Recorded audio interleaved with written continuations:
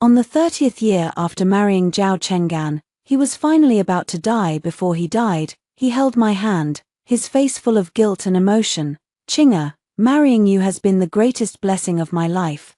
This old codger even moved himself to tears as he spoke. With tears in his eyes, he swore to me, "If there is a next life, I will still marry you as my wife." I put on a forced smile and tucked his hand back under the covers.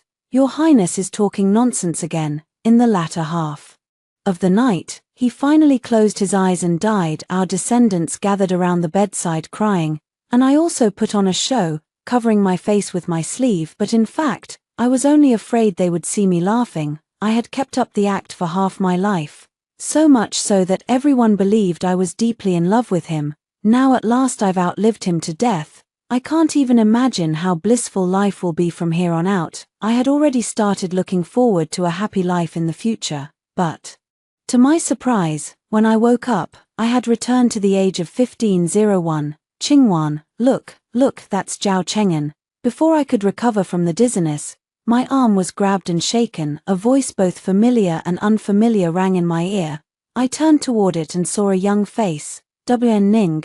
I tightened my grip on her hand and looked her over from head to toe. In my previous life, not long after Zhao Cheng'an and I got married, she also wed and moved far away to Jiangnan, and we never saw each other again for the rest of our lives. Seeing this face again after 30 years apart, I was so overjoyed that for a moment I couldn't say a word. Instead, Zhu WN Ning shot me a reproachful glance. "What are you looking at? Look over there." I only then looked up and saw another face I had not seen in many years. This was the palace banquet in my previous life that decided the fate of my later years. In my previous life, it was at this banquet that the emperor bestowed me in marriage to Zhao Cheng'an. Yet before that, the two of us had clearly had no connection at all. I already have someone I've long admired. If Zhao Cheng'an hadn't barged in and interfered, I should have been the one to marry. At that thought, I suddenly broke out in a cold sweat. I glanced at the candle lamp in the corner of the main hall and calculated the time. If I remembered correctly, at most 3/4 of an hour later, Zhao Cheng'an would publicly request an imperial edict to grant the marriage. I don't have much time left, and I have to do something. With that in mind, I stood up and whispered a few words to Zhu Warning. Warning widened her eyes, but she didn't stop me. "Then hurry up and go, don't delay." I slipped out quietly, mingling among the guests who came and went. My maid, Chuyue, followed behind me, completely unaware of what I was about to do. Miss, the palace banquet is about to begin. Where are you going?" Chuyue called out anxiously. Following the lead of a palace attendant, I came to a side hall. Only after making sure no one was around did I turn around. Chuyue also sensed that something was wrong. "Miss." By the time I looked at her, my face had already lost all expression. In my previous life, it was not until the 5th year after I married Zhao Cheng'an that Chuyue became Zhao Cheng'an's concubine. Only then did I realize that this maid had long since harbored divided loyalties. Now that I've been reborn and returned, I will never again give her and Zhao Cheng'an the chance to join forces and frame me. 02. "Chuyue, how long have you been by my side?" Chuyue was a little frightened and took a few steps back, replying to Miss, It has been 10 years." I nodded. 10 years. "You've been my personal maid since you were 8, over all these years. Have I ever treated you badly?" "No, the young lady has never treated this servant badly." Chuyue immediately knelt before me, but there was not the slightest trace of softness in the way I looked at her. "Since I have never mistreated you, why would you repay kindness with enmity?" My suddenly raised voice startled Chuyue, and she trembled all over. She was already feeling guilty for having done something wrong, and now that I had frightened her, she immediately burst into tears. "Please spare me, miss." Chuyue blurted everything out at once. It was young General Jiyu who said he had feelings for you, miss. He also said that master intended to marry you to him, and that I only needed to help him find something. He even promised that after he and miss were married, he would take me in as a concubine. The Chuyue of now was still nowhere near as shrewd as she would be a few years later. All it took was a little scare from me, and she confessed everything. Having received the answer I had expected, I turned and left without another word. From the maids who came with me, I casually picked one to continue serving as my personal maid.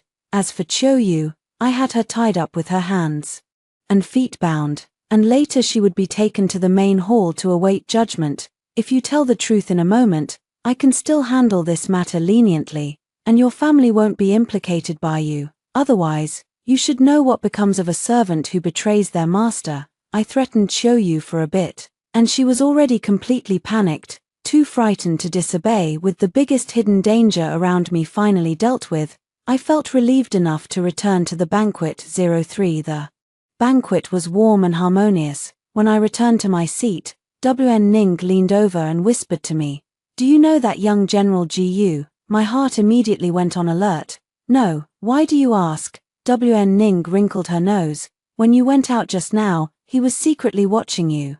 He kept glancing over at where you were from time to time along with the people around him." My expression darkened. WN Ning, I don't know him at all, acting like this. I suspect he's trying to set me up. WAN. Ning's expression also changed, and she immediately switched into combat mode. How can this person be so frivolous? Qingwan, don't be afraid. If he dares come over, I'll beat him out. I chuckle. This was indeed the 15-year-old WN Ning, and also my 15-year-old self, the best years of my life. Given a second chance at life, I absolutely will never marry Zhao Cheng'an again. His wish was destined to come to nothing. 04 I counted the time. Sure enough, after the third dance ended, Zhao Cheng'an from the male guests stood up.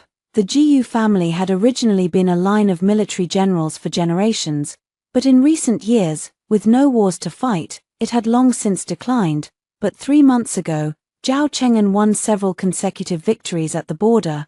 With the Prime Minister's recommendation, he gradually gained fame in the capital. Not long ago, he returned to the capital in triumph, riding through the streets in silver armor on horseback, with a pretty decent face to boot. He became the dream lover of countless young ladies in the capital.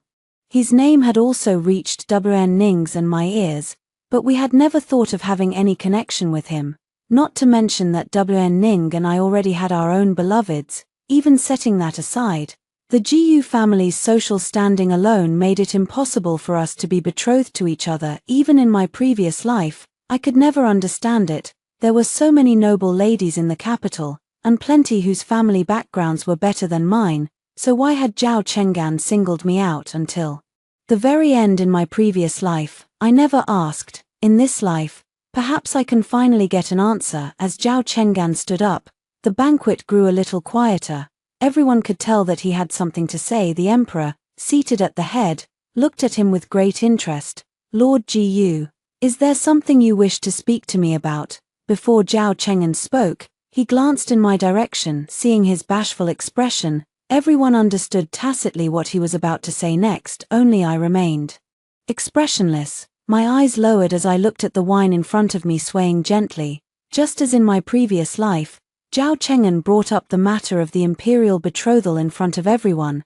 I previously fought bitterly at the border, gravely wounded and on the verge of death. Fortunately, Miss Shen secretly had someone deliver medicine and make clothes for me, and she prayed for me for 3 months. Only then was I able to save my life. I have already received Mrs. Kindness and loyalty, and my heart is tied to her. In this life, I will marry no one but her. As he spoke, he took a deep breath and was about to say the final sentence. "So, I boldly ask, wait." 05 Before he could utter his last few words, I stood up and interrupted him. The eyes of the entire hall turned toward me, and I noticed my father looking at me. Although I had just had someone pass him a message telling him not to worry, things had now gone beyond anyone's expectations, and my father inevitably still felt anxious. I steadied myself and bowed to the emperor. The emperor did not take offense at my impertinence. His gaze moved back and forth between me and Zhao Cheng'an,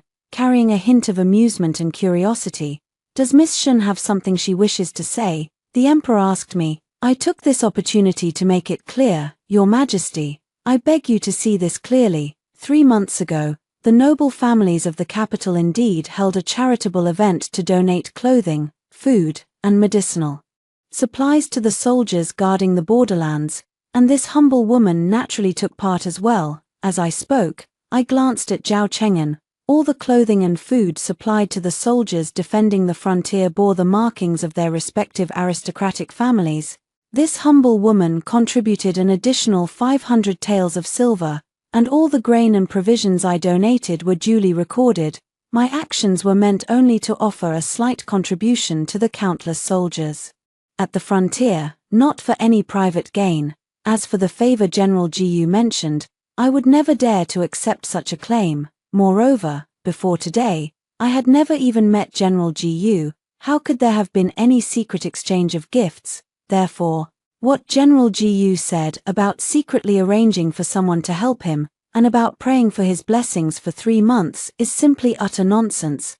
There was an uproar at the table. Zhao Cheng'an had perhaps not expected me to expose his lie in front of everyone. His face turned pale, but since he dared to do something that would ruin my reputation, he naturally had a backup plan. Sure enough, under everyone's strange looks, Zhao Cheng'an immediately took out a jade pendant. He said anxiously, "Miss Shen, if you won't admit to secretly helping me, then what about this jade pendant? This is your personal jade pendant.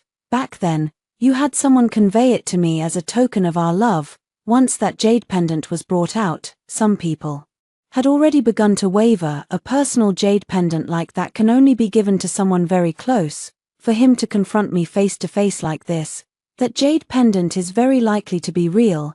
Even though I had long since seen his true colors, I was still shocked by Zhao Cheng'an's shamelessness. Standing was no longer enough to show my resolve, so I left my seat and knelt down in the center of the main hall toward the emperor. "Your Majesty, allow this minister's daughter to ask General Gu a few questions first." The emperor was thoroughly engrossed in the show and immediately granted my request. Only then did I turn to Zhao Cheng'an. "General Gu, since you say this jade pendant was something I took the initiative to give you, then do you have any proof? When and where did I send someone to hand this item over to you?" Zhao Cheng'an was full of confidence. "At 1:15 yesterday afternoon, it was your personal maid Chuyue who, acting on your instructions, personally handed me the jade pendant in the western back alley of the manor." He looked composed, clearly confident that he was telling the truth.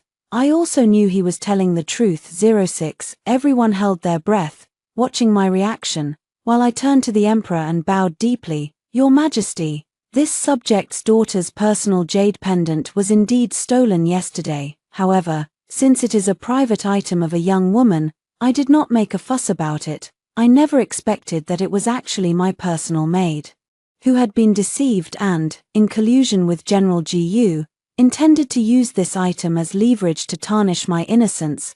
The emperor fell into thought, his expression unreadable. I gritted my teeth and continued, "This subject's daughter does not know why General Gu insists on dragging me into this matter. But firstly, I have never had any contact with him, and secondly, I bear him no grudge whatsoever. General Gu, merely because of a jade pendant that was stolen, assumes he has already exchanged lifelong vows with me. Isn't that far too frivolous?" In front of the emperor, I pinned labels of theft and frivolity on him, and Zhao Cheng'an indeed grew anxious. Clearly, yesterday the two of us had already agreed to a promise as vast as the sea and as firm as stone. "So why are you so indifferent today?" Zhao Cheng'an wore an expression of utter grief, as though I were truly the one who had betrayed him. "Miss Shen, if you despise Gu for his humble origins and have no intention of marrying me, why did you take the initiative to tease me in the first place?" I felt like I was about to throw up from listening, but Zhao Cheng'an was still putting on an affectionate, devoted act at this point. Seeing that he couldn't drag me down by slandering me, he was starting to splash mud all over me instead. If these words were taken as true, then even if His Majesty did not grant us a marriage today, my reputation would already be ruined by then. When he came to my door to ask for my hand in marriage, I would still have no choice but to marry him. What a brilliant scheme, what vicious cunning! If it had been me in my previous life, I really would have been left speechless when he took out that jade pendant, and even my personal maid would have turned against me. No matter how unwilling I was, I could only nod and agree. In my previous life, he had relied on catching me off guard, but this time, I was already prepared. "General Gu, watch your words." I cut him off sharply. "I have lived in the capital since childhood, secluded in the inner quarters, and have always upheld the virtues expected of a woman. Everyone around me can bear witness to this. I have not yet settled the matter of you stealing my jade pendant, and yet you dare slander me, falsely staining my innocence. What exactly are your intentions? As I repeatedly accused Zhao Cheng'an of theft, he finally could not hold back any longer. Miss Shen, I do not know why you would pin such a disgraceful matter on me, but I, Gu, swear that the young lady's jade pendant was not obtained by any underhanded means on my part. It was in fact personally given to me by the young lady's personal maid, Qiu Yu. The emperor looked at me. Miss Shen of the Shen family, is there such a thing? Where is your personal maid now? Why not summon her to the palace and confront each other face to face? I had exactly that intention. I bowed to the emperor and clapped my hands, saying, bring the man up. 07 As soon as Qiu was brought up, I asked about the jade pendant, and she immediately confessed. It was General Gu who threatened me. Qiu cried out loudly under Zhao Cheng'an's incredulous gaze. The entire hall erupted in uproar. Then the matter became very clear. Zhao Cheng'an colluded with my personal maid just to prove to outsiders that there was indeed an illicit affair between him and me. Unfortunately, this maid of mine was inexperienced. Before she was even properly threatened, she was already frightened out of her wits and confessed everything in one go. It's him who found this servant and said he had admired my young lady for a long time. He also said that my master intended to form a match with him, and he deceived me into giving him a keepsake belonging to my young lady. Qiu Yu was considered clever. She knew that once this matter had reached the emperor, it was already difficult to resolve. The only one who could save her now was me. She had to sever her ties with Zhao Cheng'an as quickly as possible and gamble that I would not let her die. Zhao Cheng'an was caught off guard by Qiu Yu's sudden defection, and all the explanations he had offered before became hard to sustain. The emperor cast a meaningful glance at him and lazily drew out his words as he asked, Gu Aiqing, is what this maid says true?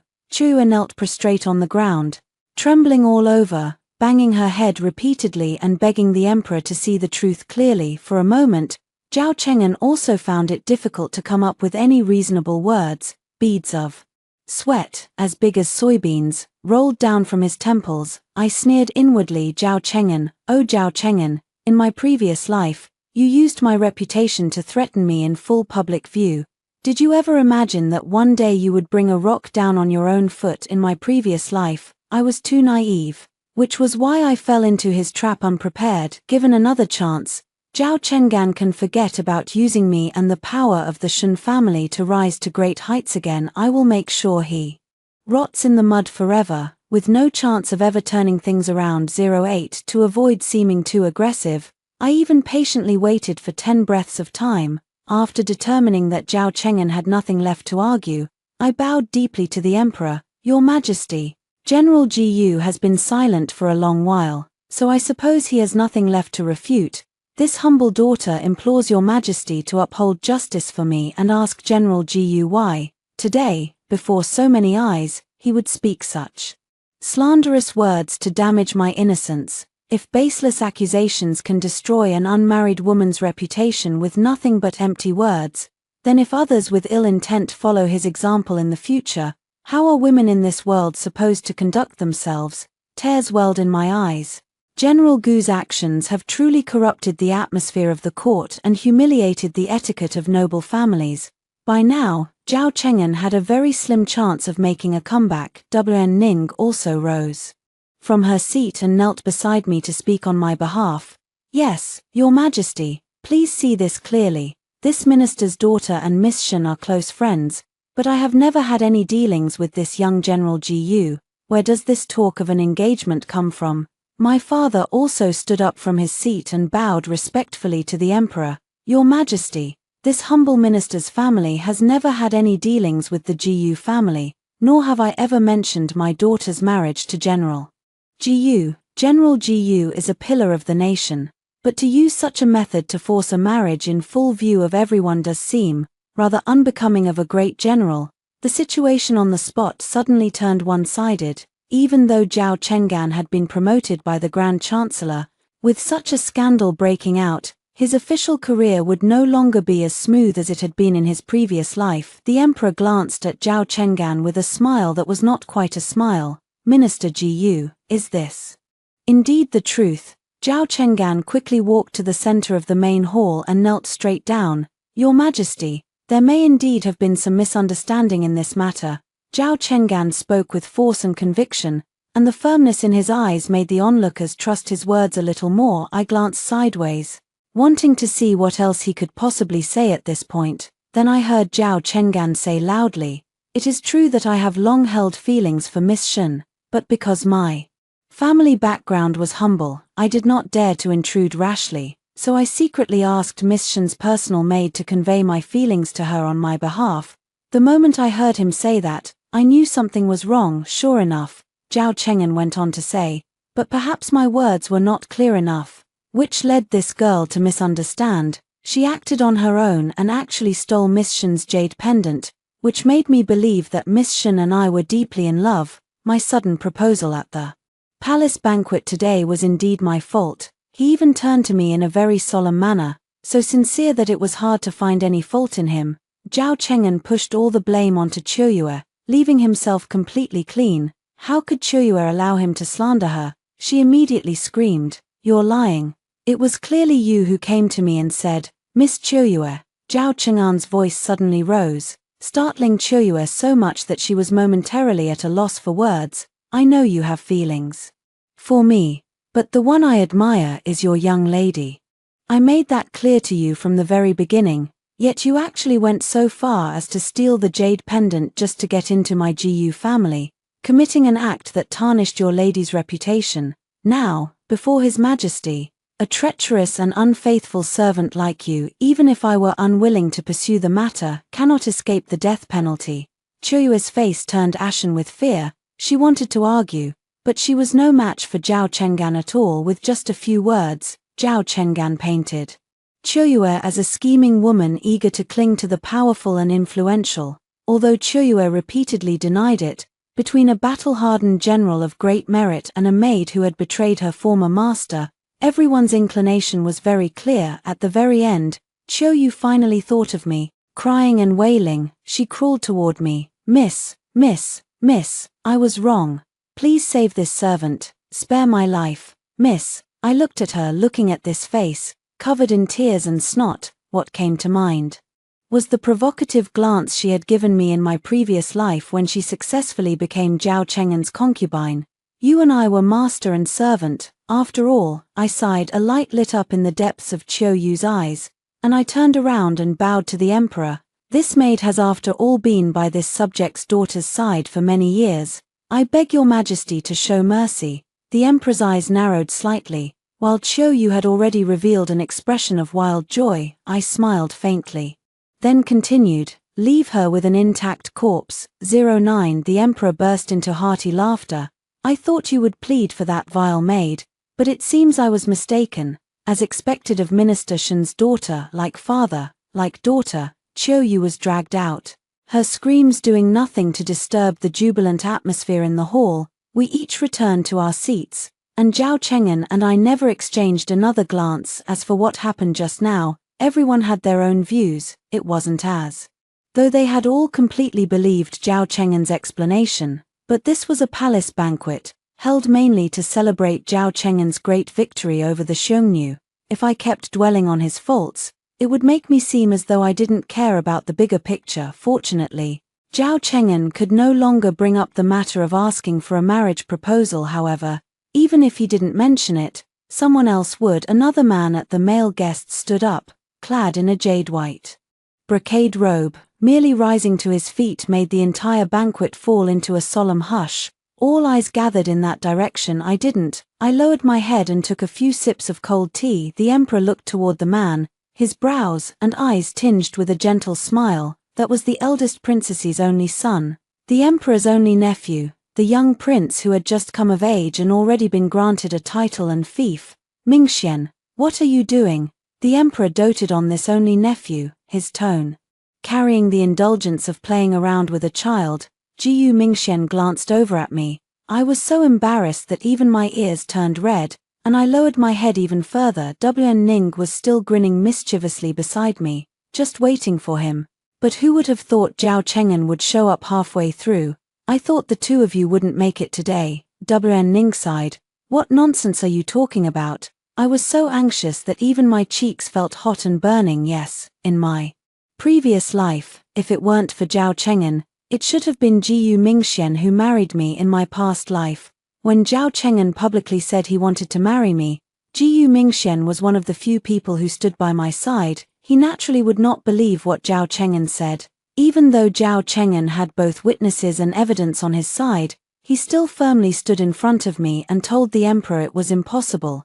I and Miss Shen have long shared mutual feelings. How could she pledge herself for life to someone she had never even met? At the time, the whole hall erupted in an uproar, and everyone's gaze fell on me with an unreadable meaning. Jiyu Mingxian then loudly said in front of everyone, I am the one who wishes to marry Miss Shen as my wife. My mother has already exchanged birth characters with the Shen family. Uncle, please bestow marriage upon Miss Shen and me. He had always stood firmly by my side, but Zhao Cheng'an stirred up trouble and was still holding my personal jade pendant. Even if I truly had mutual affection with Jiyu Mingxian, the emperor still did not agree to Jiyu Mingxuan's request. My reputation has already been ruined by Zhao Cheng'an, and the imperial family would never want a woman with no reputation left. In my previous life, I married Zhao Cheng'an in such disgrace. Thinking of what happened in my previous life, I suddenly felt a bit dazed. I abruptly looked up at Jiyu Mingxian. After I married Zhao Cheng'an in my previous life, I never saw him again. After I got married, he voluntarily went to the border regions and never returned to the capital. It wasn't until 10 years after my marriage that Zhao Cheng'an brought news of him. Lord of Linan County, Jiyu Mingxian, was ambushed during a battle pursuing the Xiongnu and died pierced through by 10,000 arrows. At that moment, Zhao Cheng'an kept talking while also watching my expression closely. My heart was roiling like a stormy sea, but my face remained calm and unreadable. What's the point of bringing him up?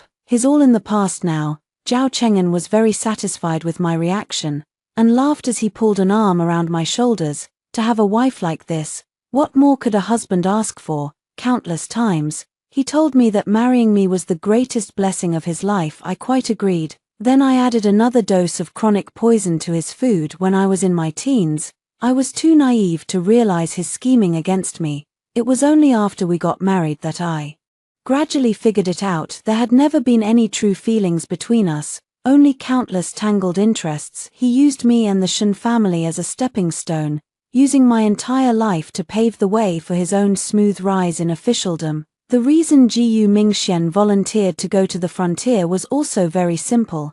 He probably believed that, because he had no achievements to his name, the scales in the emperor's heart had tipped in favor of Zhao Cheng'an. So later, he traveled far to the frontier and died there. In our remaining years, we never saw each other again. Of it all, only Zhao Cheng'an alone achieved fulfillment in this lifetime. He could forget about it. 11. Twice someone had asked the emperor to bestow a marriage, and the one seeking to marry was still the same person. This is quite an amusing incident. Everyone's gaze kept shifting among the few of us. The corners of Zhao Cheng'an's mouth twitched a few times.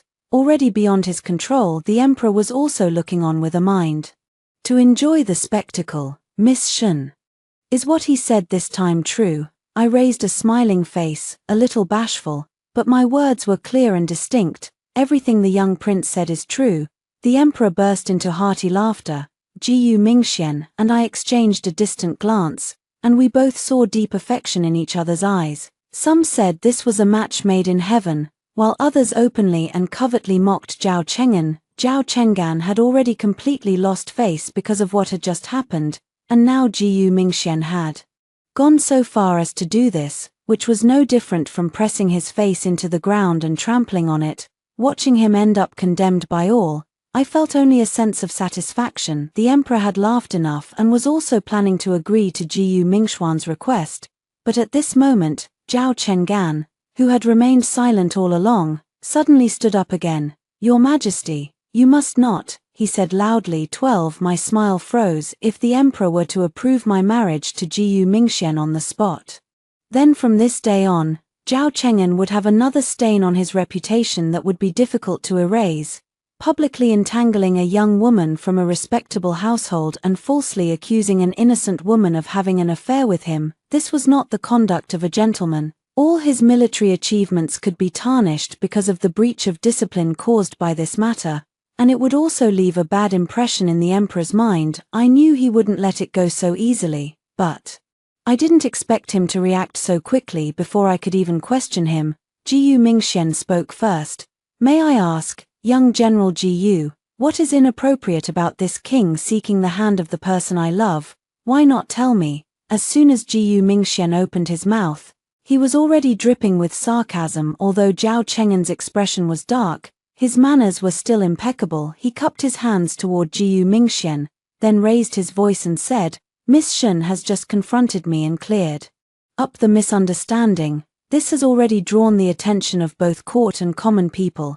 If she is immediately betrothed to His Highness the Prince of the County, it will inevitably invite wild speculation from outsiders. I immediately understood what he was about to say. Outsiders will inevitably think, could it be that Miss Shen had long been in love with His Highness the Prince of the County, and merely used the pretext of exposing the lie to take the opportunity to choose another good match? Doing so would only stir up idle gossip in the marketplace, tarnish Miss Shen's reputation, and also damage the Duke's good name. A gentleman should help others achieve what is beautiful. As a minister, I should never have allowed the two of them to be trapped in the midst of rumors and criticism. Zhao Cheng'an delivered these words with righteous conviction, but anyone with a sharp eye could see what he really meant. The emperor followed the lead and pressed on. Oh, then what views does Minister Jiyu have? Zhao Cheng'an hurriedly seized the opportunity and replied, in this humble minister's view, it would be better to set aside the matter of bestowing the marriage for the time being, and have the Empress Dowager and the Empress enter the palace to make their selection. Lord Shun of the Shun household can deliberate over the family standing and proper etiquette, and then let the imperial clan decide the matter. On an auspicious date and hour, the betrothal gifts can be presented and the engagement formally arranged. Only then will it be truly foolproof. It must not be decided rashly by a momentary whim of your Majesty's sacred word. Those words were beautifully spoken, each and every one seeming as though they were all for our sake, but I had not forgotten who it was that had first smeared my reputation.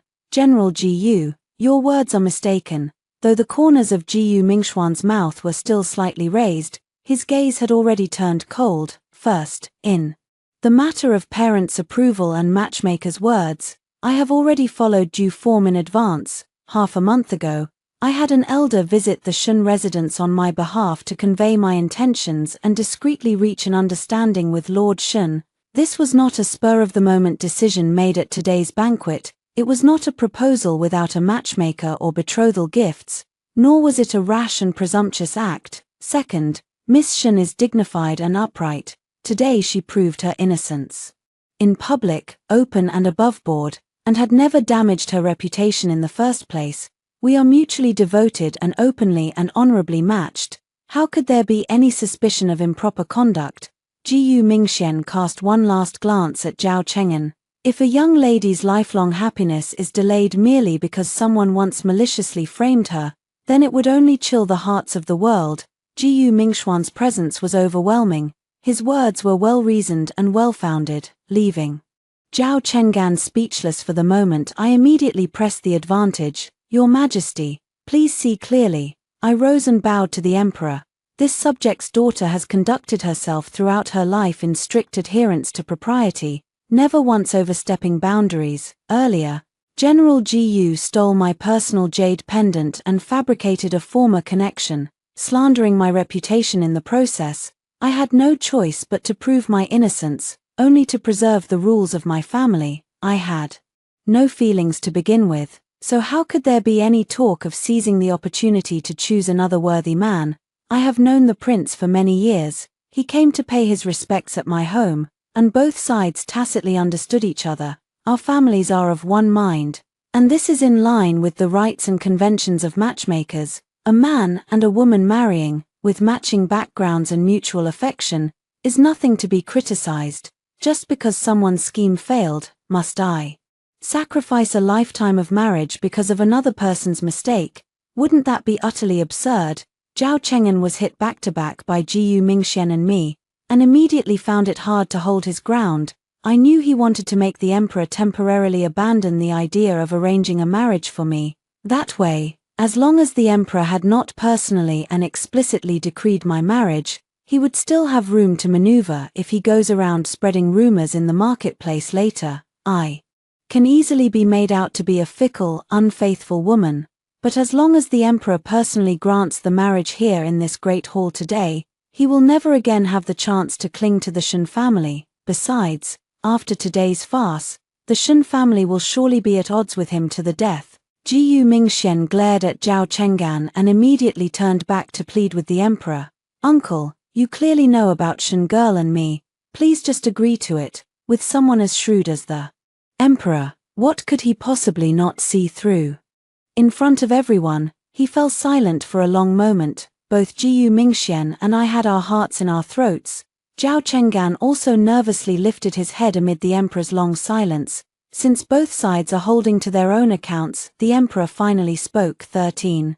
Since Mingxian and the Shen family girl grew up together and are truly a match made in heaven, I approve this marriage. Jiyu Mingxian and I exchanged a glance, and my heart was pounding rapidly in my chest. Thank you, Your Majesty. Jiyu Mingxian and I knelt together to express our gratitude. The emperor smiled at us kindly. If I didn't agree, Mingxian would probably make such a fuss that I'd end up with a headache. Congratulatory voices immediately rose from all around. Only Zhao Cheng'an sat slumped in his chair. As if his soul had left him, the emperor did not forget him either, casting him a light glance. As for Minister Jiyu, you forcibly tried to marry an honorable young woman without cause and nearly ruined a fine match. Your military merit award this time will be revoked as a minor punishment to serve as a warning.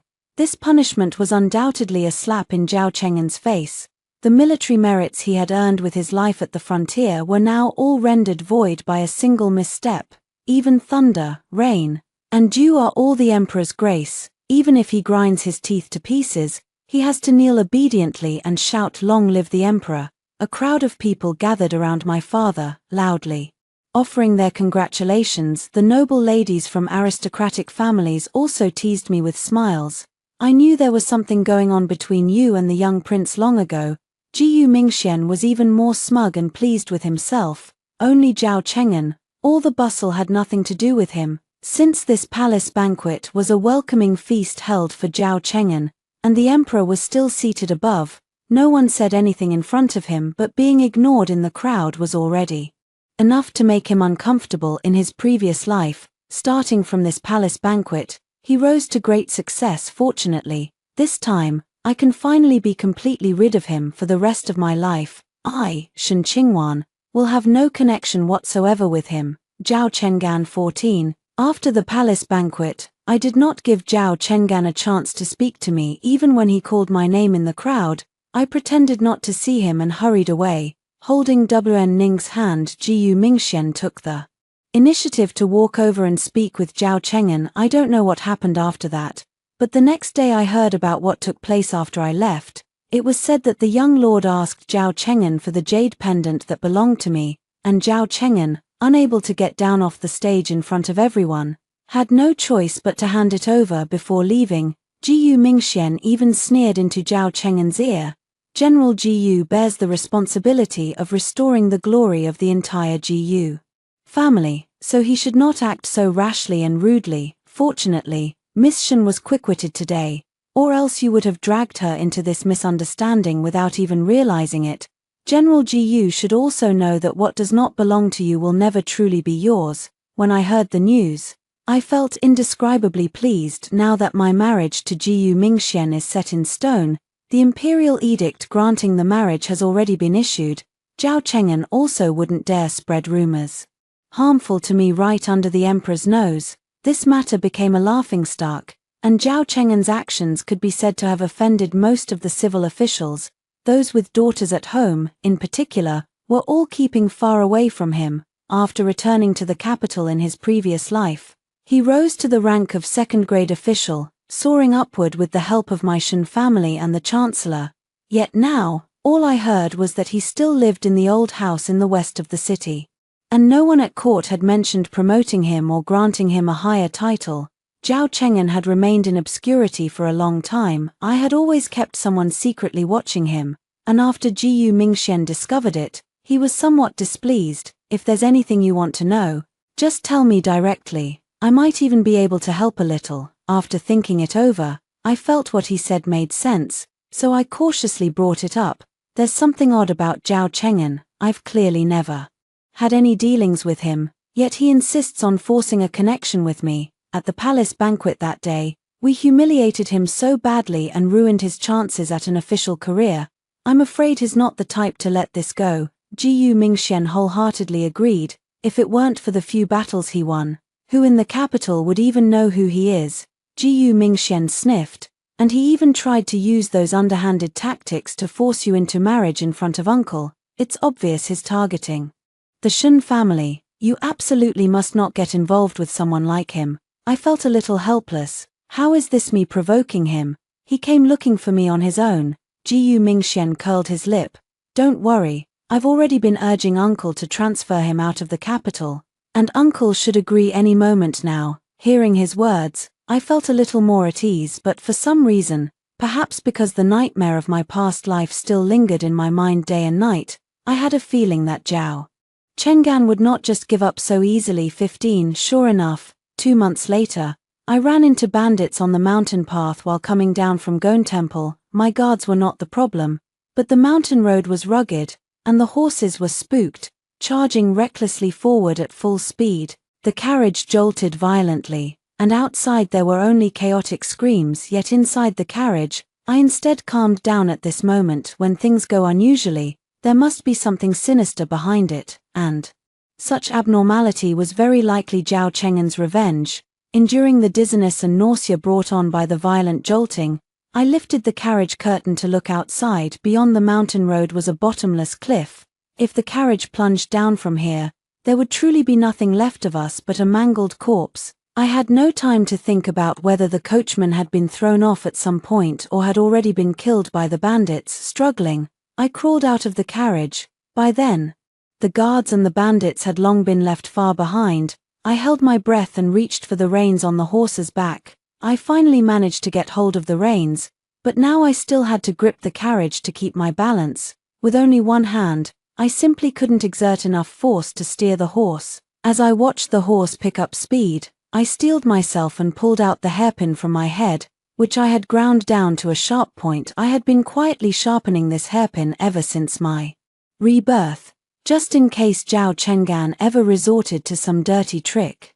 It is now being used here, and although it is not very convenient, it is better than nothing. Amid the violent jolting, I struggled to grasp the reins and edged little by little along the rope onto the horse's back. Fortunately, I had also studied the 6 arts and learned horsemanship and archery from a young age. Although my riding skills were not dazzlingly superb, I could still just about cope with this situation. The wind howled past my ears, but it could not drown out the pounding of my heartbeat. On a mountain road bend, I gave a light leap, pulled hard with my arms, and finally managed to jump onto the horse's back. I immediately lowered my body and used the sword hairpin to stab at the ropes binding the carriage to the horse. It was a bit troublesome, but as the downhill road grew steeper and steeper, I gritted my teeth and, in my panic, pricked my fingers until they were covered in blood. Fortunately, the edge of the hairpin had been worn sharp enough that it could barely count as a dagger. With trembling hands, I kept at it for quite a while,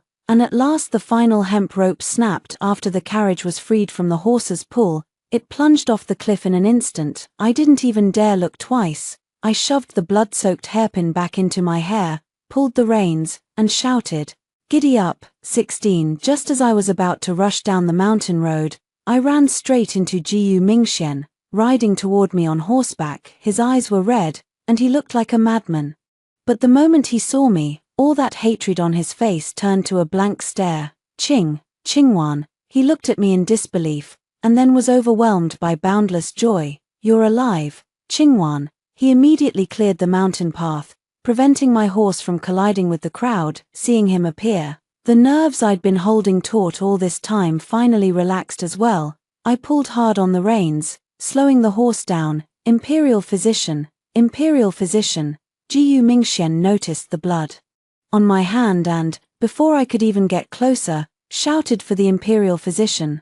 After finally managing to rein the horse to a stop, I sat weakly in the saddle, drenched in cold sweat. Jiu Mingxian directed the guards to go up the mountain to capture the bandits, then jumped down from his horse and rushed over to my side in just a few steps with his support. I got down from the horse. Someone had already laid out a soft cushion nearby, and I sat down to let the Imperial physician take my pulse. While waiting for the Imperial physician's reply, I looked up and asked Jiu Mingxian, "Why did you come here?" At that, Jiu Mingxian ground his teeth in anger. I knew Zhao Cheng'an was nothing but a vile scoundrel.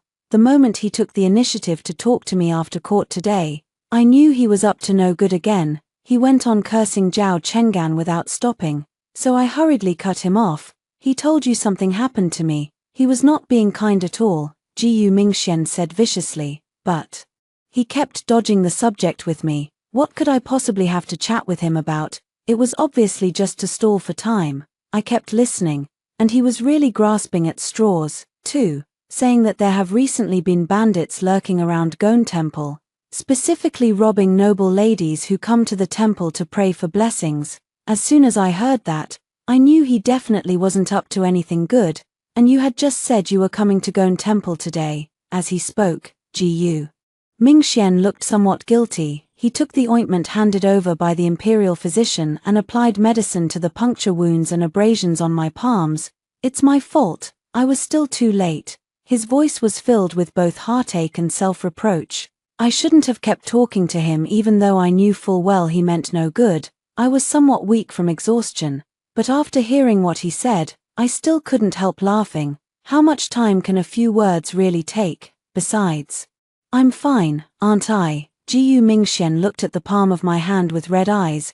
"We're going into the palace." He suddenly looked up and said. I froze. "I'm going to tell my uncle that this matter is definitely connected to Zhao Cheng'an," Jiu Mingxian said firmly. "If we can find evidence, I'll have my uncle punish him according to the law." "What if there's no evidence?" I asked. Jiu Mingxian gave a vicious smile. "Then I'll quietly kill him." 17 When I entered the palace with Jiu Mingxian, we ran into Zhao Cheng'an, who had been waiting for a long time at the palace gate. When he saw me, he didn't seem all that surprised either. Jiu Mingxian strode forward and grabbed Zhao Cheng'an by the collar. Zhao Cheng'an stumbled from the pull, but his gaze remained fixed on me. Jiu Mingxian's rage only grew, and he punched him directly. Zhao Cheng'an's head was knocked to the side, but he didn't fight back. He simply wiped the blood from the corner of his mouth with an expressionless face. "Qing-wn, let's talk," Zhao Cheng'an said. I met his gaze. The name Qing-wn was the exclusive way Zhao Cheng'an addressed me after we married in my previous life. No matter what, based on the relationship I had with him in this life, he should not have addressed me like that. The truth was about to come out, and I raised my hand to stop Jiu Mingxian. Jiu Mingxian looked at me in disbelief. "Qingwan, he definitely means no good." After thinking for a moment, I walked a few steps closer to Jiu Mingxian and, concealed by the wide sleeves, slipped a dagger from his waist. "Nothing will happen," I said softly. At this point, Jiu Mingxian had nothing to say. Even though he was somewhat displeased, he still stepped aside a few paces. I turned around and walked toward a spot not far away. First, Zhao Cheng'an looked pained. He rubbed the side of his face where he'd been hit and quickly followed behind me. When we reached a place where there was no one around, I turned back to look at him. "Say whatever you want as soon as possible. Once you're done, we'll have nothing more to do with each other." Zhao Cheng'an studied the expression on my face carefully, then revealed a self-mocking look of just as I expected. "Qingwan, after living this life over again, do you hate me this much? So much that you'd rather marry another woman's man than spare me even one more glance?" Zhao Cheng'an lowered his eyes, his tone full of melancholy. I only felt a wave of nausea. "What do you mean by that?" I gave a cold laugh. "General Jiu, have you still not come to terms with reality?" Zhao Cheng'an was still looking at me with that sorrowful, accusatory gaze, as if I were some heartless betrayer. I gripped the dagger hidden in my sleeve tightly, wishing I could jab straight at his eyes and blind him. If you look at me with that kind of expression again, I'll gouge your eyes out." Zhao Chenggan froze for a moment, then finally looked away. Only then did I feel a little better, and mercifully shattered his fantasy. "Zhao Chenggan, let's be frank here. You don't actually think I'm really deeply in love with you, do you?" Zhao Chenggan looked genuinely puzzled. "Haven't we always had a very good relationship? Haven't I treated you well? What have you ever wanted that I haven't given you? I even earned you a second-rank imperial title. Aren't you satisfied with all that?" I studied the man for a moment and realized he wasn't mocking me. He truly couldn't understand. "Do you really think that after I married you because of your scheme, I would end up falling in love with you?" Even after saying it, I found it laughable myself. Zhao Cheng'an's face turned somewhat unpleasant, but he stubbornly believed that he had done nothing wrong. Looking at my indifferent eyes, Zhao Cheng'an widened his eyes in disbelief. "Weren't we doing very well later on, Qingwan?" Zhao Cheng'an gripped my shoulders, his eyes gradually turning red. "We were married for nearly 20 years. Did you really never have feelings for me?" Seeing him break down only made me feel ironic amusement. "Zhao Cheng'an, you schemed against me for the sake of your own power, and now you're talking to me about love." I tilted my head and slowly smiled. "Zhao Cheng'an, you think far too highly of yourself.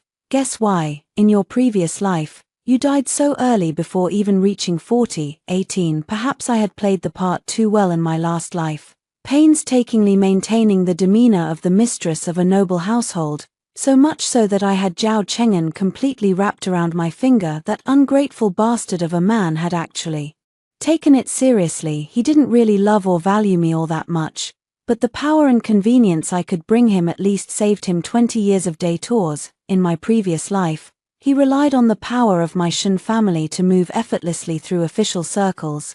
Coupled with the military merits he had earned at the frontier, he was even granted the title of a king with a different surname before he died, unfortunately, just over a month after being ennobled, and after only a few days of glory. He was confined to his sickbed. Even in death, he believed it was a relapse of an old injury from his younger days, and never once suspected that I had tampered with things behind the scenes. Now hearing the truth I had spoken, he first looked stunned. After a brief moment of disbelief, a tidal wave of hatred and fury erupted in his eyes.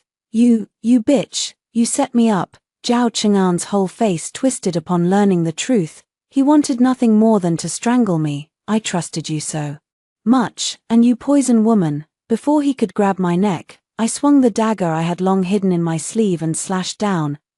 19. When the emperor saw Zhao Cheng'an again, he was lying flat on the ground, and blood had splashed all over me. I was kneeling at the side, while Jiyu Mingxian, looking anxious, held my shoulders and kept saying something incoherently. I didn't react at all, just stared blankly at my own hands. The dagger had already slipped from my grasp and fallen to the ground, where it was covered by Zhao Cheng'an's wide sleeves. The emperor watched from afar and, surprisingly, did not dare approach for a moment. "What exactly happened?" the emperor asked with a frown. Although I was still somewhat dazed, upon hearing the emperor's voice, I nevertheless steadied my faltering body and knelt to him in a deep salute.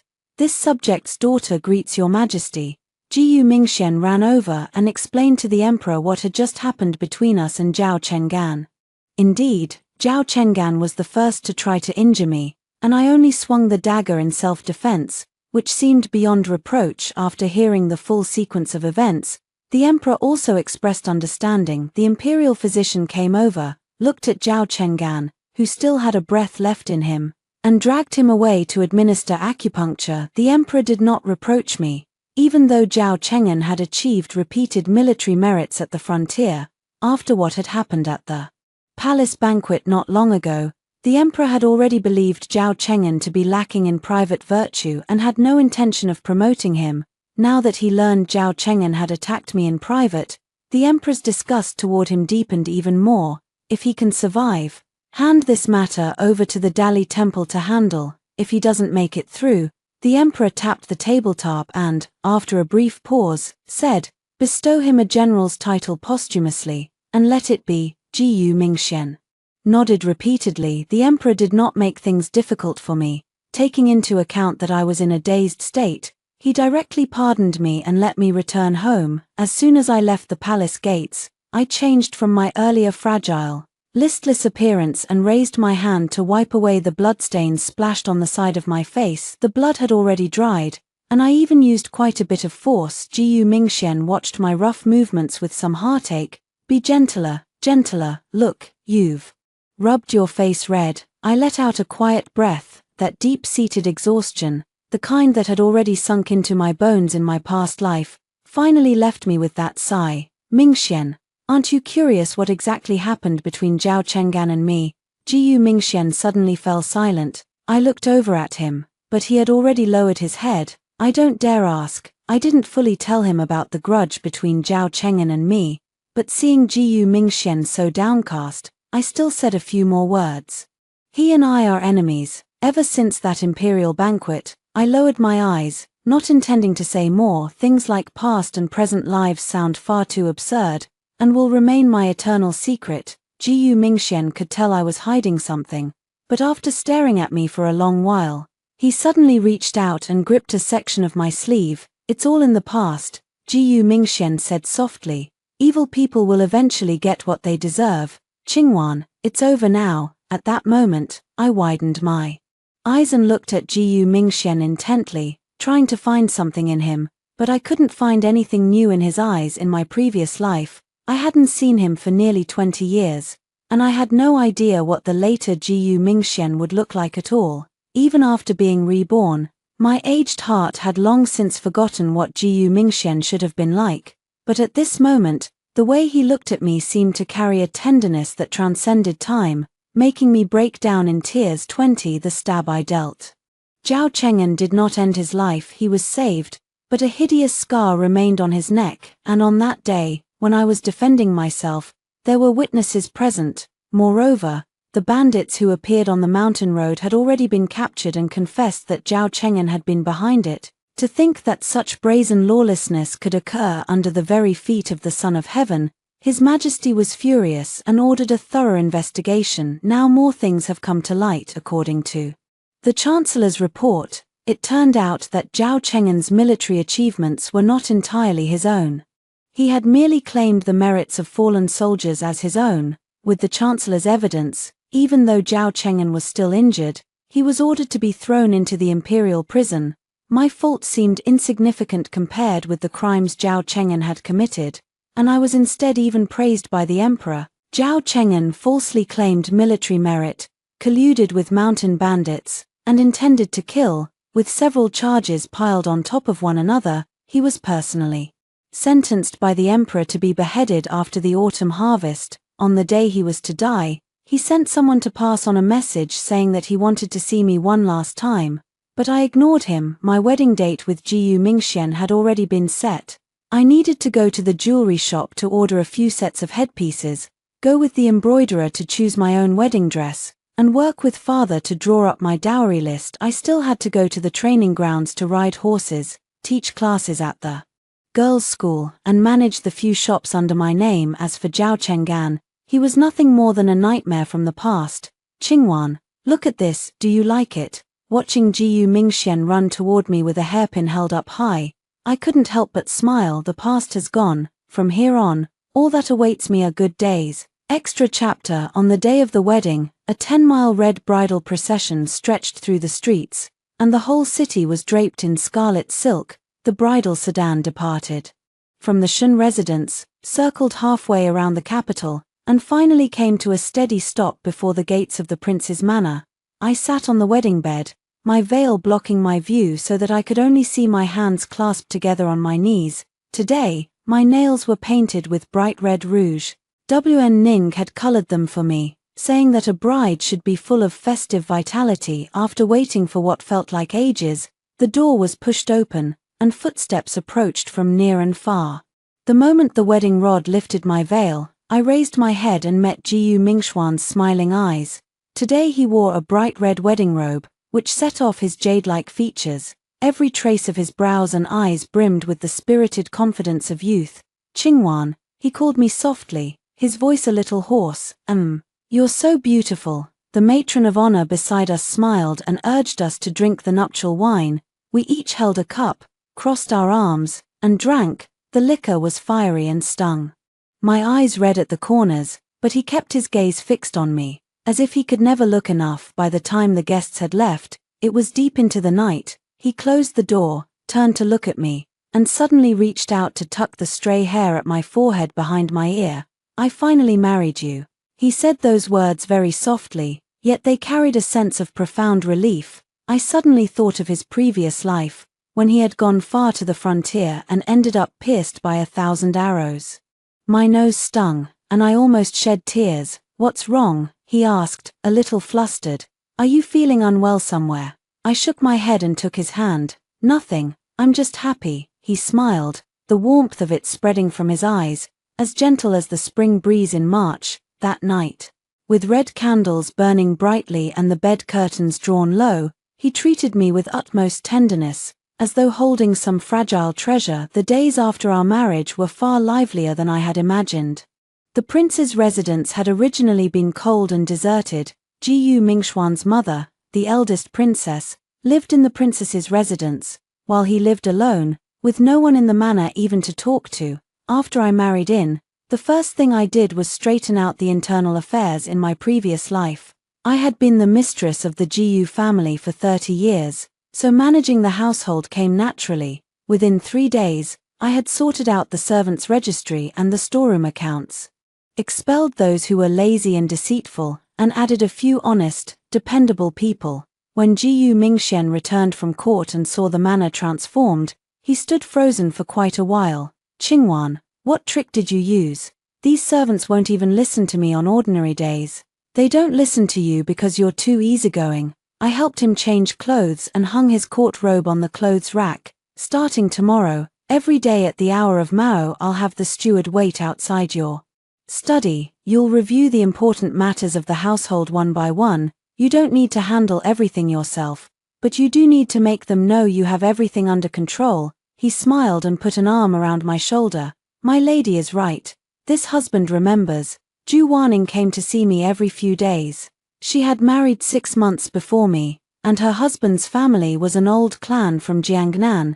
She accompanied her husband while he held an office in the capital, conveniently not far from me. Every time she came, she brought a whole pile of new and interesting things. Sometimes it was freshly made pastries from the south of the city, sometimes it was hand-embroidered handkerchiefs she had sewn herself, and sometimes it was just candied hawthorn bought from a street vendor. We would sit under the corridor, drinking tea and eating snacks, chatting about the private secrets of our boudoir.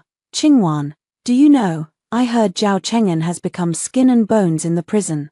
Wn Ning lowered her voice, a hint of satisfaction in her eyes. My hand, which was holding the teacup, paused slightly. "Is that so? His case has already been decided. He'll be executed after autumn." After the Grand Chancellor submitted the evidence, His Majesty didn't even look at it a second time. Falsely claiming military merit, colluding with bandits, attempting murder, any one of those charges would be enough to get him killed twice over. I murmured in acknowledgement and said nothing more. Wn Ning glanced at me and asked cautiously, "Qingwan, you aren't upset, are you?" I put down my teacup and looked at her seriously. "Wn Ning, why would I be upset over someone who wanted to harm me?" She froze for a moment, then smiled. "That's true, I was overthinking it, actually." I didn't tell her that I no longer felt anything for Zhao Cheng'an.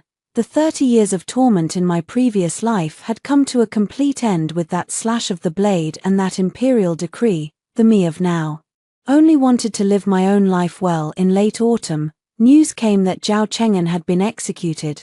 That day was overcast. Jiyu Mingxian and I were sitting under the eaves watching the rain.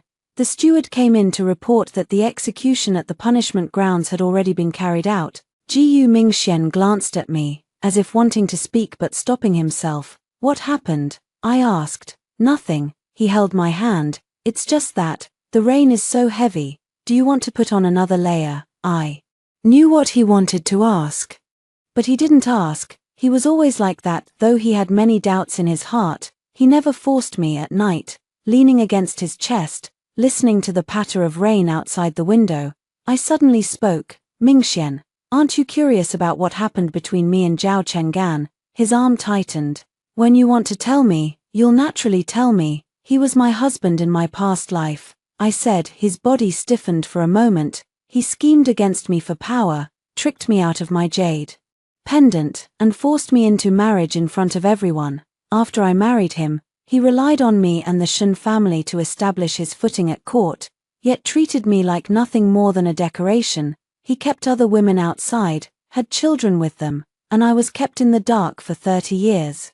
My voice was very calm, as if I were talking about someone else's story. Before he died, he was still holding my hand, saying that marrying me had been the greatest blessing of his life. How ridiculous. Jiu Mingxuan's hands were trembling. He turned me around, cradled my face in his hands, and moonlight leaked in through the window lattice, lighting up his eyes. In those eyes, there was no disgust, no pity, only a very deep tenderness. Qingwan, you've suffered. I shook my head. It's all in the past. I just want you to know that I'm not the 15-year-old Shen Qingwan you knew.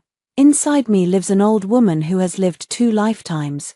Do you mind? He looked at me, then suddenly smiled. In that smile were relief, gratitude, and something I couldn't quite put into words. Qingwan, do you know what I regretted most in my last life? I froze. It was at that palace banquet, when I failed to stop Zhao Cheng'an. His voice was very low. I watched him scheme against you, watched you marry him, yet there was nothing I could do. Later, after you were married, I volunteered to go to the frontier. It wasn't that I didn't want to come back, I was afraid to come back. He paused, his eyes turning slightly red. The day I died at the frontier, all I could think about was you. I thought that if there were another life, I would definitely marry you before he did. My tears finally fell, so he remembered too. So in those years in my past life, I was not the only one suffering. Mingxian. He pulled me into his arms, resting his chin on the top of my hair. So don't ask me whether I mind. I'm overjoyed. Heaven has given you back to me, and for the rest of my life, I will never let you suffer even the slightest injustice. We talked for a long time that night. He spoke of the years he had spent at the frontier in his past life, of how he had accumulated military merit, and how he had stepped by step into the Emperor's presence. He said his greatest regret was that he had not managed to confess his feelings to me in time. I leaned against his chest, listening to the steady beat of his heart, and the exhaustion I had accumulated over 2 lifetimes finally began to dissipate. Little by little, winter passed and spring came, and in the blink of an eye, another year had gone by. A lot had happened over the course of that year. The Emperor's health grew worse and worse. The Crown Prince began to oversee state affairs, and Jiu Mingxian was conferred the title of Prince. Gradually gaining a firm foothold in the court, he had not forgotten his promise. He dismissed the entire inner quarters, and I was the only one left in the residence. People outside accused him of favoring his wife to the point of abandoning all others, saying that as a prince he did not take any side consorts, which went against ancestral law. In front of the entire court, he replied, "This prince and his consort are in perfect harmony. There is no need for all of you to worry yourselves." The emperor burst out laughing and publicly reprimanded those talkative censors on the spot. When the news reached me, I was in the courtyard planting flowers. The butler vividly described what had happened, and I couldn't help laughing out loud. The prince also said that if anyone brought up taking concubines again, he'd marry that family's daughter back as a side consort, then never come home day after day and leave her to be a living widow. Nonsense. I said that with my mouth, but my heart was sweet as honey. In the summer, the imperial physician diagnosed that I was pregnant. When Jiu Mingxian learned the news, he was in his study reviewing memorials. Just as the steward came to report it, the brush in his hand clattered to the floor, splashing ink all over him, yet he seemed utterly unaware. What did you say? Congratulations, Your Highness. The princess consort is with child. He sprang to his feet, knocking the chair over, and ran to the back courtyard in 3 quick strides. I was leaning against the couch drinking prenatal medicine when he burst in, crouched down in front of me, and carefully reached out to touch my belly. "Qingwan, we're going to have a child." His voice was trembling, and his eyes were red. I smiled at him. "You're going to be a father." He suddenly buried his face in my lap, his shoulders trembling slightly. I knew he was crying, But I didn't expose him, I just gently patted his head. Pregnancy was so much easier than in my previous life. When I was pregnant before, Zhao Chenggan was off fighting at the frontier, and I didn't even have anyone to talk to. Now Jiyu Mingxian stays with me every day, doing everything he can to make me happy. He wouldn't let me do anything. He even had to pour me a glass of water himself. I said he was being far too nervous, and he replied in all seriousness, "It's your first time being a mother, and it's my first time being a father too. We both have to learn slowly." 9 months in the belly, 1 day of delivery. On the day of delivery, I was in pain from dawn until dusk. Jiyu Mingxian was outside, as anxious as an ant on a hot pan, and several times he tried to rush in, only to be stopped by the midwife. "Your Highness, the birthing room is a bloody place. You cannot come in." "I don't care. Qingwan, are you okay?" I was in so much pain inside that I was drenched in sweat. Hearing his voice, I felt both angry and amused. "Shut up, don't make a fuss." He really did shut up, but he was still pacing anxiously outside. At dusk, a loud cry rang out through the prince's mansion. "It's a daughter." The midwife carried the washed baby out, and Jiyu Mingxian took her, his hands trembling. He looked at that wrinkled little thing, and tears kept falling one after another. "Qingwan, she's so ugly," he shouted to me through the door. I gave a weak smile. "You're the ugly one." He carried the child inside, crouched by the bed, telling me to look. The child was small, his skin red, his eyes not yet open, but that little mouth moved up and down, as if looking for food. "Like you," he said, "your brows and eyes." "Where can you tell?" "I can tell." We named our child Jiyu Nyanan. Nyan is the Nyan in longing, and An is the An in peace. Jiyu Mingxian said that the person he missed most in his life was me, and what he wanted most was for the whole family to be safe and sound. I said okay. On the day Nyanan turned 1 month old, Wn Ning came. She held Nyanan and couldn't bear to let go, then turned to her husband and said, "Let's have one too." Her husband was a gentle, scholarly man. At her words, the tips of his ears turned red, and he lowered his head without saying anything. Warning slapped him casually. "What are you being shy about?" Everyone in the room laughed. Later, Ju Warning really did give birth to a boy and a girl, 1 year younger than Nyanan. She came proudly carrying the 2 children to show off, saying, "Qingwan, look, I had 2 at once. Aren't you jealous?" I didn't know whether to laugh or cry. "Jealous of what?" "Jealous that you're so exhausted taking care of 2 children by yourself that you lost 20 jin." She was rendered speechless and glared at me. "Keep being stubborn then." Nyanan grew bigger day by day. She learned to roll over, then to sit up, then to crawl. Every day after getting off court, Jiyu Mingxuan's first thing to do was come back to see his daughter, carrying her around the courtyard while muttering under his breath, "Nyanan, call him daddy. She's only 6 months old, she can't call anyone." "She can. Nyanan, call me daddy." Nyanan grabbed his collar, smearing his face with saliva, and giggled. Jiyu Mingxian turned to look at me, dead serious. She laughed. She understood. "She's laughing at how stupid you look. She takes after you, smart." I was amused by his rogue behavior. When Nyanan was 1 year old, the emperor passed away and the crown prince ascended the throne. As the new emperor's cousin, Jiyu Mingxian was granted the title of prince and bestowed a residence, and given an increased stipend. He went to court more and more often, and returned home later and later, but no matter how late it was, he would always come to the back courtyard first to take a look at me. "Qingwan, I'm back. Have you eaten?" I ate in the palace. He sat by the bed, holding my hand, and would sometimes fall silent all of a sudden. I knew things were not peaceful in the imperial court. The new emperor was still young, the empress dowager was ruling from behind the curtain, and undercurrents were surging among all factions, but he never spoke to me about any of those troubles. "Mingxian, if you feel tired, we can go back to our fief," I said. He shook his head.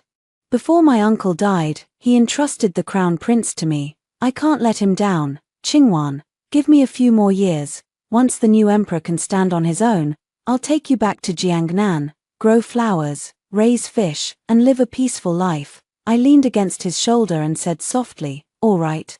When Nyanan was 3 years old, Jiyu Mingxian finally kept his promise. With the new emperor personally taking charge, he relinquished his military authority and took Nyanan and me back to Jiangnan. We bought a house by Taihu Lake. It wasn't large, but it was peaceful and secluded. Water lay in front of the gate and mountains stood behind the house. In the courtyard, there was a osmanthus tree, planted by Jiyu Mingxian himself. When the osmanthus blooms, we'll set up a table under the tree and drink tea while admiring the moon, he said. Since when do you admire the moon? I teased him. Being with you, I've learned everything. Days passed like this, one day after another, as plain as water. When Nyanan was 5, Wn Ning brought her pair of children to Jiangnan as guests. The 2 children were adorably delicate, and they followed behind Nyanan, running all over the place and trampling the flowers in the yard into a mess. Jiyu Mingxian wasn't annoyed. Instead, he crouched down and played along with them, stomping on them too. Prince, how old are you? I said helplessly. 3 years old, he said matter-of-factly. Wn Ning laughed so hard beside me that she could hardly straighten up. At night, after the children had all fallen asleep, Wn Ning and I sat under the corridor drinking tea. The moon was full, reflected in the river water before the door, rippled by the wind and shattered into a sheet of silver light. Qingwan, are you happy now? Wn Ning asked suddenly. I thought for a moment and said, yes, then that's good. She took my hand. You don't know how worried I was back then, at that palace banquet, when you publicly turned down Zhao Cheng'an. I was afraid you'd be forced to marry someone you didn't like, and I was afraid you'd be wronged. It's all in the past. Yeah, it's all in the past, she smiled. Qingwan, you know, sometimes I feel like you've changed. You're calmer than before, and more clear-sighted too, like someone who's been through a lot. I didn't respond. Some secrets do not need to be spoken aloud. Wn Ning didn't ask any further. She just leaned against my shoulder, the way she had when we were children. Whatever happens, you'll always be my best friend. When Nyanan was 7, Jiyu Mingxian taught her to read in the courtyard.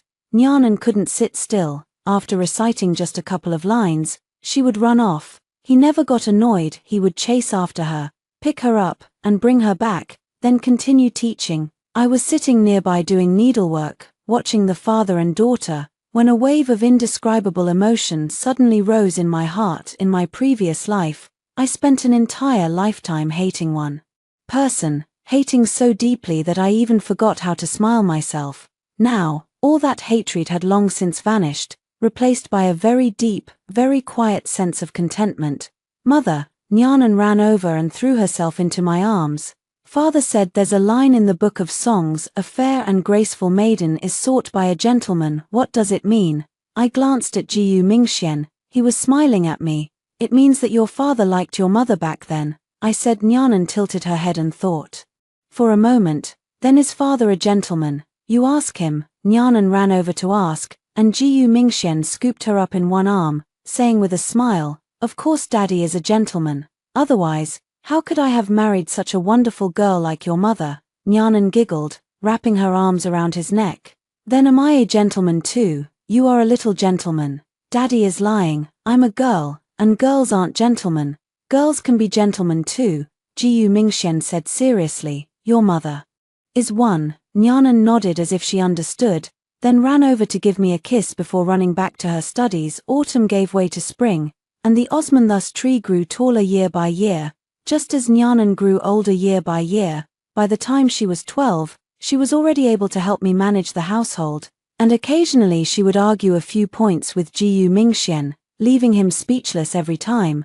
This child takes after you, he said helplessly. Am I not good enough? Yes, very good. Especially good. That year, word came from the palace that someone had recanted their testimony in the Zhao Cheng'an case, saying they had been instructed by someone to frame him. The new emperor was furious and ordered a thorough investigation, which ultimately uncovered an old case from years past. It turned out that behind Zhao Cheng'an's false claim to military merit was another mastermind, his uncle, an old marquis from a collateral branch of the Jiyu family. Seeing that his nephew had become successful, the old marquis grew greedy and secretly ordered people to forge evidence, hoping to bring Zhao Cheng'an down so his own son could take his place. Zhao Cheng'an was nothing more than a pawn. After the truth came to light, The new emperor issued an edict clearing Zhao Cheng'an's name and posthumously conferred on him an empty title. But the man was already dead. What use was vindication now? By the time the news reached Jiangnan, I was drying osmanthus blossoms in the courtyard. Nyanan ran over to tell me that father had been lost in thought in the study for quite a while. I put down the winnowing basket in my hand and walked into the study. Jiyu Mingxian was seated by the window, holding the jade pendant he had obtained from his uncle. Lost in thought, Mingxian. He lifted his head, looked at me, and smiled. Qingwan, I was just thinking, if Zhao Cheng'an hadn't been used by others back then, would he have been a different person? I walked over and took his hand. There are no ifs. What he did can't be erased by saying he was used by others. He chose this path, so he has to bear the consequences. He was silent for a moment, then nodded. You're right. He put away the jade pendant, stood up, and pulled me into his arms. Qingwan, thank you. What are you thanking me for? Thank you for being willing to marry me. Thank you for giving birth to Nyanan for me. Thank you for letting me know that this life was not lived in vain. I leaned against his chest, listening to his steady heartbeat. So am I. Outside the window, osmanthus blossoms had fallen all over the ground, filling the air with their fragrance. Nyanan was chasing butterflies in the courtyard, her laughter as clear and bright as silver bells. I closed my eyes. Those things from my past life had finally faded away slowly with time. What remained now was only the person before me, this home, and the fragrance of osmanthus flowers filling the courtyard. End of the extra chapter.